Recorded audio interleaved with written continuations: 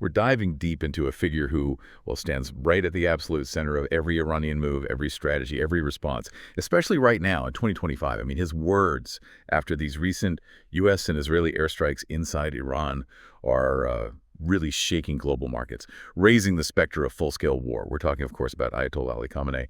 Our mission today is to try and understand not just his current statements, but really the lifetime of experiences that forged this singularly powerful leader. Yeah, and what's truly fascinating here, I think, is how someone who was once an imprisoned cleric became, well, the beating heart of a nation's defiance and its strategic architect.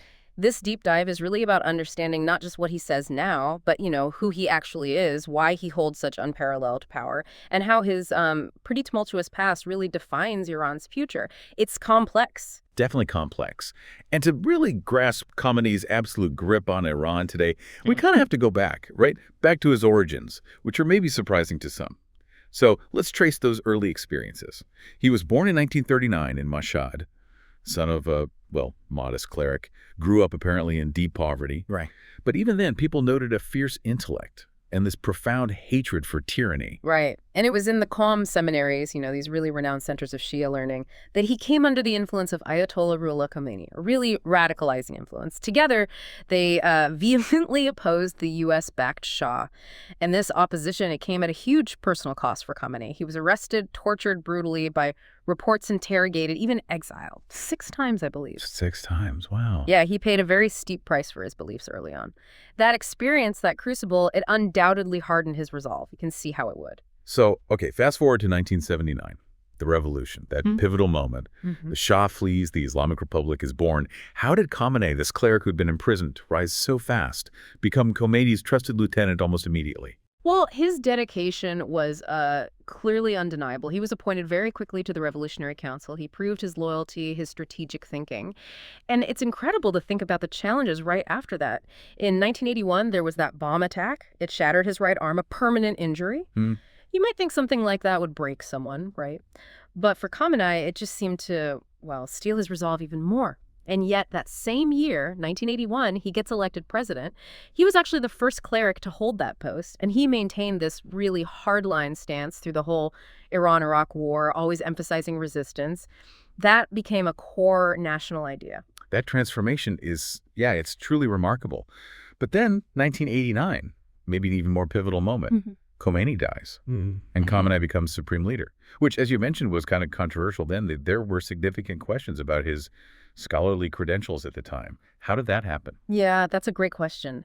Crucially, he didn't just rely on traditional clerical support. He cultivated deep loyalty from the Revolutionary Guard, Iran's powerful ideological army. Ah, right, the IRGC. Exactly.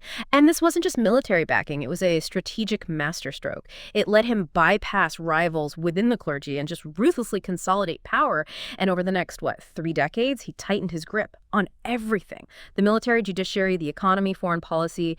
He basically reshaped the state. Crushed dissent when it appeared, jailed reformers, built up a really formidable surveillance state. It's fascinating, isn't it? How his early hatred of oppression sort of paradoxically led to his own authoritarian control. He likely believed it was necessary to protect the revolution. So this deep-seated belief, this conviction in a permanent struggle against the West, how did that translate into foreign policy, specifically his vision for Iran's role in the region and the nuclear question? Exactly. His whole doctrine of strategic depth is the perfect example. The idea is to project power, but not necessarily with conventional armies. Instead, it's through this network of loyal proxies, right? You have Hezbollah in Lebanon, the Houthis down in Yemen, various Shiite militias in Iraq supporting the Assad regime in Syria. Extending influence. Right. And then there's the nuclear issue. He famously issued a fatwa, that's a religious edict with huge weight, saying nuclear weapons were un-Islamic. Yet behind the scenes, Iran's nuclear program quietly advanced. He only and very reluctantly supported the 2015 nuclear deal. The JCPOA, yeah. And when President Trump pulled the U.S. out of it, well, from Khamenei's perspective, he felt completely vindicated. It just confirmed his deep mistrust of the West.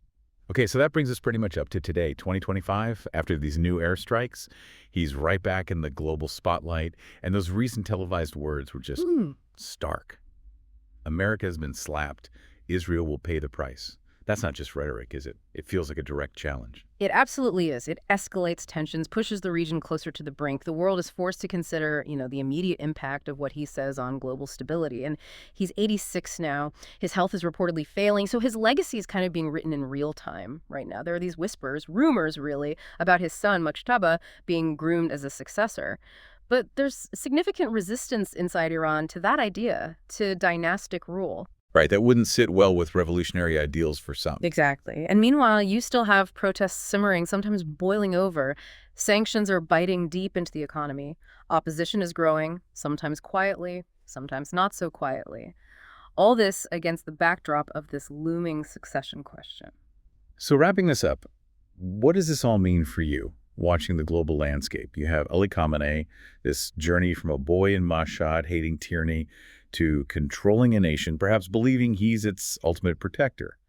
To some, he's undoubtedly a symbol of independence, of resistance against what they see as Western encroachment.